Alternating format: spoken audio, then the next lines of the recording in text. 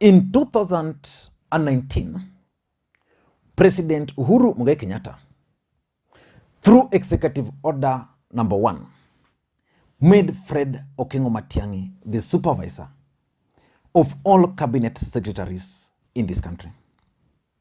That move by the president effectively made Fred Matiang'i the Prime Minister of the Republic of Kenya. Fred Matiang'i became one of the most powerful individuals in the country. As a matter of fact, Fred Matiang'i became second in command because the president transferred most of the functions which were previously being undertaken by his deputy to Fred Matiang'i. So he became a very powerful individual in this country. And because of the fallout between the president and his deputy, and because of the handshake, talks started emerging of a possibility of Fred Matiang'i being groomed as the preferred successor to the president. And there was also this talk that Fred Matiang'i was the compromise candidate. And I want to ask you guys a very simple question. Assuming today President Uhuru Kenyatta decides to endorse Fred Matiang'i, and Raila Odinga also decides to endorse Fred Matiang'i as the preferred presidential candidate, would you vote for him?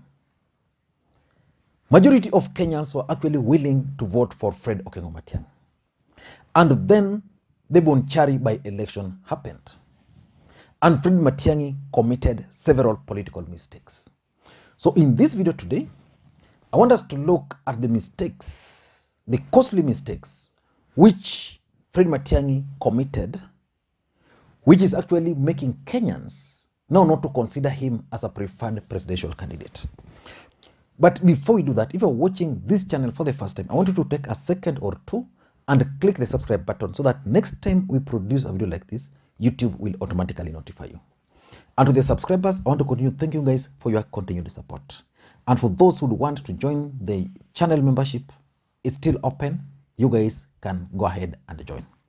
Now let us get back to this issue of Matiang'i. Personally, so many people have always asked me my preferred presidential candidate in case Raila Odinga is not going to run for the presidency. I've always told them that my first choice would actually be Kalonzo Musyoka. And then the next question they always ask me is whether Kalonzo Musyoka can defeat the deputy president. I've been unable to answer that. But my second choice after Kalonzo Musyoka is always Fred Okeng'o Matiang'i. Although I understand that Matiang'i is not a politician and therefore he might not really be the best. But Matiang'i is one guy I would easily vote for if elections were to be held. And that's why I asked you that question. Would you vote for Fred Okeng'o Matiang'i? Let me read your comments on that. But Fred Matiang'i, since he was appointed the supervisor of all cabinet secretaries, he has committed several political mistakes. And these mistakes are likely to cost him. In fact, Fred Matiang'i has removed himself from the 2022 equation. He was right in the middle. Today in this country, people are not even considering Matiang'i, especially after what happened in Bonchari. And I remember asking myself a simple question. In fact, I asked that question on this channel. What was Fred Matiang'i's interest in Bonchari? Because personally, that was the opportunity for Matiang'i to stamp his authority in Gusii politics. It was also his opportunity to appeal more to the ODM support base. But he let that opportunity slip. So in my considered opinion, Fred Matiang'i has committed these 5 mistakes. And because of these mistakes, I don't think Fred Matiang'i will be a factor in 2022. The first mistake he committed is exhibiting signs of unattained ambition. Let me tell you, President Uhuru Kenyatta stopped his deputy from early campaigns because the president feels his deputy has unattained ambition. That he's still the president, but the deputy is still campaigning. Now the same problem is facing Fred Matiang'i. Fred Matiang'i decided to venture into Bonchari. Was it even necessary for him? What political capital was he going to get out of Bonchari? It only exposed him as someone who has raw ambitions. Let us look at it from this perspective. In Bonchari, we had 3 political parties. We had Jubilee, we had ODM, and we have the United Democratic Alliance Party. Jubilee Party, through their Secretary General, had actually indicated that they were not going to sponsor a candidate in Bonchari and that they were going to leave that to ODM.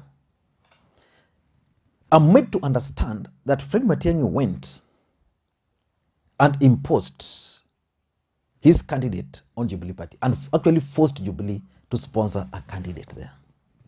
That's untamed ambition, because he wanted to prove a point, which he failed. So Bonchari exposed Fred Okeng'o Matiang'i untamed ambition. And because he has exposed himself, even Raila Odinga would not want to endorse him, I'm sure. Even President Uhuru Kenyatta would think twice before endorsing him. Number 2 is the goosey politics. You can look at it from different perspectives. But the truth of the matter is that our politics is tribal. For William Ruto to make a bid, he must have the Kalenjin voting bloc fully behind him. That's the first thing. For Raila Odinga to make serious bid, the Luos must be fully behind him. To an extent that if today the Luo community were to depart from Raila Odinga, I don't think he will even consider running. For Kalonzo Musyoka to run successfully, he must have the Kamba votes right in his basket. And that's why Fred Okeng'o Matiang'i wanted the Bonchari. He wanted to defeat Raila, he wanted to defeat Ruto in Bonchari so as to get bragging rights. But he failed. That failure now means that number 1, Fred Matiang'i is not controlling the goosey politics. So it means if people were to sit on a table, he will be asked, where are your numbers? You are defeated in Bonchari. Again, that election in Bonchari also exposed his weakness. Team player. He's not a team player. Otherwise, if he was a team player, there was no way Fred Matiang'i would have failed to get the support of the governor, despite the fact that governor was pro-ODM. There was no way, for example, even the MCS there would have decided to support someone else when they knew so well that their son, Fred Matiang'i, was using that election to position himself nationally. So it has exposed him. Today, if you ask anybody, the person who is now Gusii spokesperson, who is now the Gusii leader, is actually the governor for Kisii, Governor Mwai. Remember, Simba Arati also declared himself the Gusii spokesperson. And that's what Fred Matiang'i wants. So he actually failed there. So when people sit on a table, what will Fred Matiang'i bring on that table? Will he claim that he's going to bring the support from the president? I don't think so. The third thing which is costing him, and this is worse, is the misuse of his powers. Fred Matiang'i is the cabinet secretary for Interior. He's in charge of security apparatus. He was tested. I'm not sure whether Matiang'i actually knew that he was being tested, or someone actually set Matiang'i up in Bonchari. Matiang'i is the boss of the police. A few days to election, Kisii or Bonchari became kind of a military state. The police were everywhere. The intelligence were everywhere.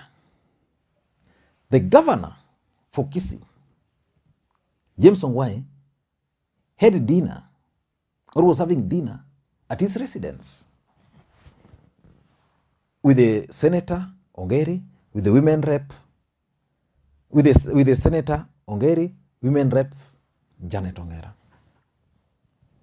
what happened? They were raided there. Why were they being raided? Those are questions which nobody can really understand. Someone is in his home, then you order for them to be raided. The ODM supporters were being arrested left, right, and center in Bonchari. Fred Matiang'i cannot run away from that.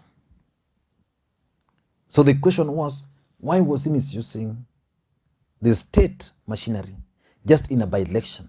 What will happen if he now becomes the president of the Republic of Kenya? Because the truth is, as we speak today, Fred Matiang'i is not the president. He's just a cabinet secretary. What will happen if he becomes the president? And because of this, people have started questioning whether he's the right guy to handle the powerful office. Number 4 is the goodwill. ODM supporters are hoping that in 2022, President Uhuru Kenyatta is going to endorse Raila Odinga, and that Raila Odinga is going to run for the last time.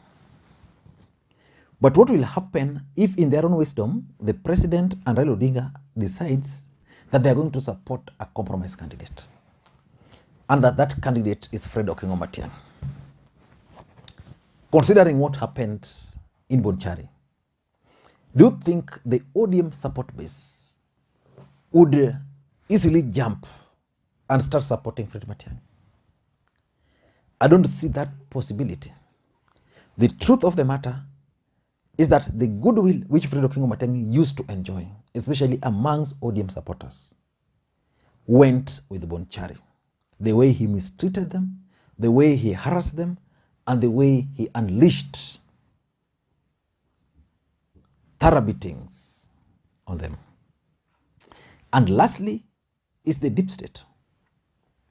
Now, I've always opined on this platform that in the deep state, there are several groups. There's the group which wants Raila Odinga to be endorsed by the president or supported.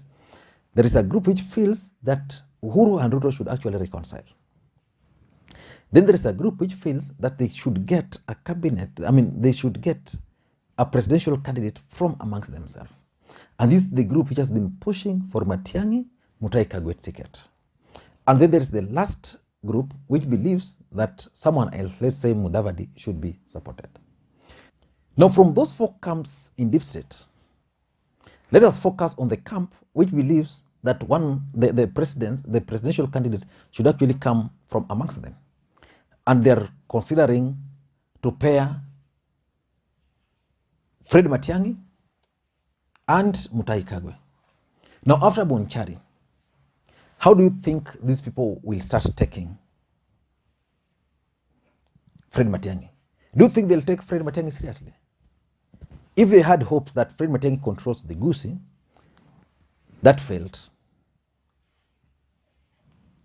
Do you think they will continue supporting him? I don't think so.